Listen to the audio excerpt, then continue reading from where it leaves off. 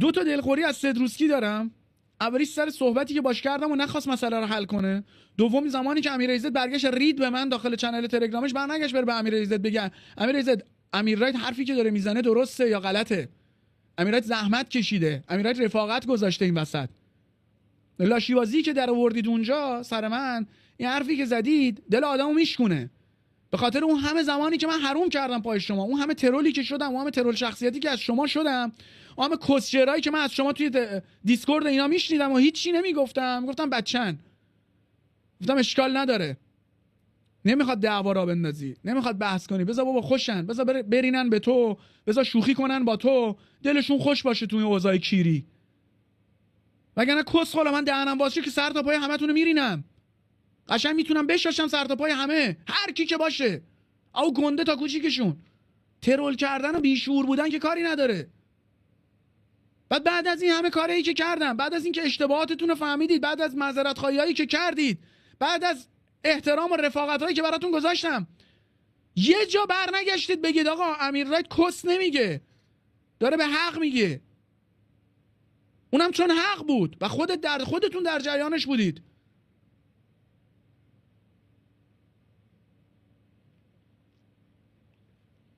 عین بیذاتیه این قضیه، عین بیذاتیه، عین لاشی بازیه. وقتی دوست دارید اینجوری باتون حرف بزنن همینه. اگر پیشرفت نمی کنید، اگر گوه خاصی نمیشید تو زندگیتون، به خاطر لاشی بودنتونه، نه به خاطر اینکه کسی دیگه حقتون رو میخوره.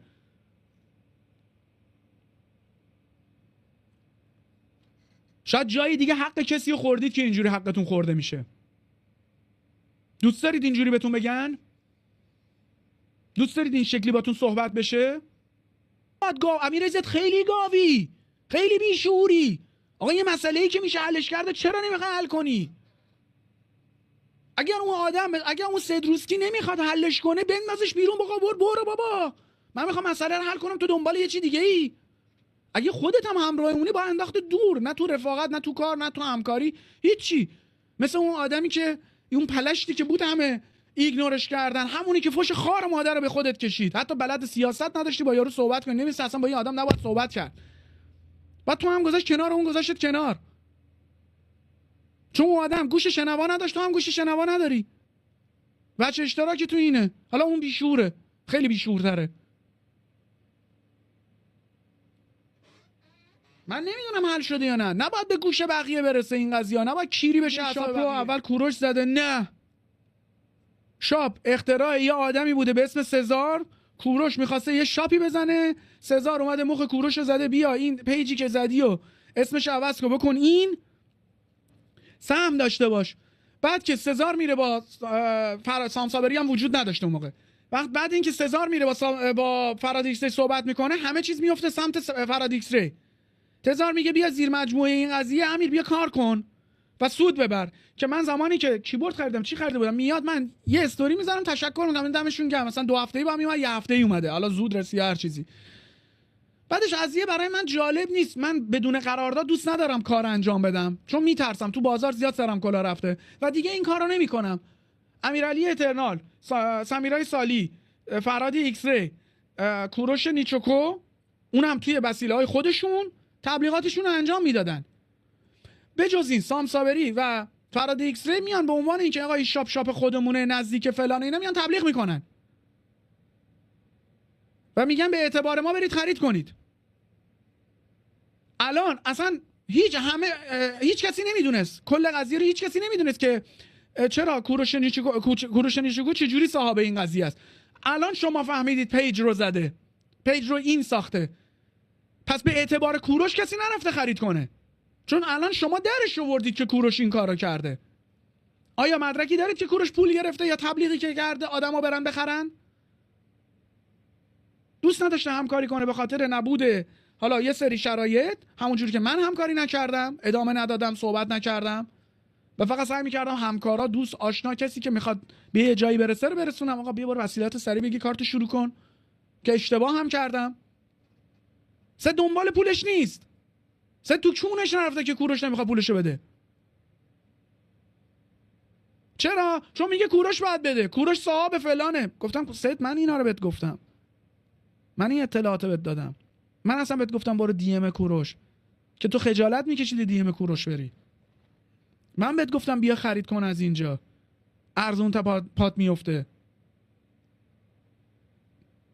حتی بعد از این مدت من خودم دوناتون داشتم، یاد اصلا درآمدم خوب بود، گفتم 120 تومن اوکیه، بیا من پولتو میدم رفیق، مقصر منم.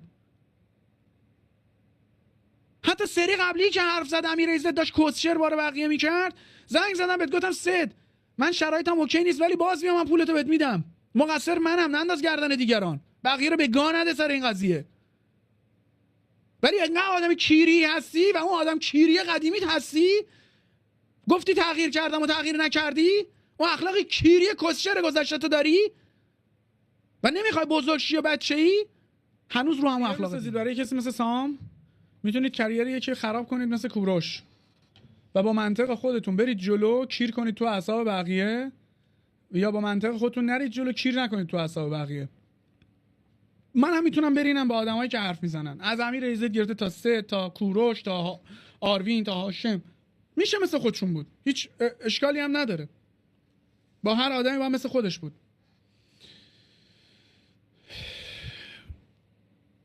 من واقعا حال و حوصله حرف زدن و این چیزا رو ندارم. کسشر میگن.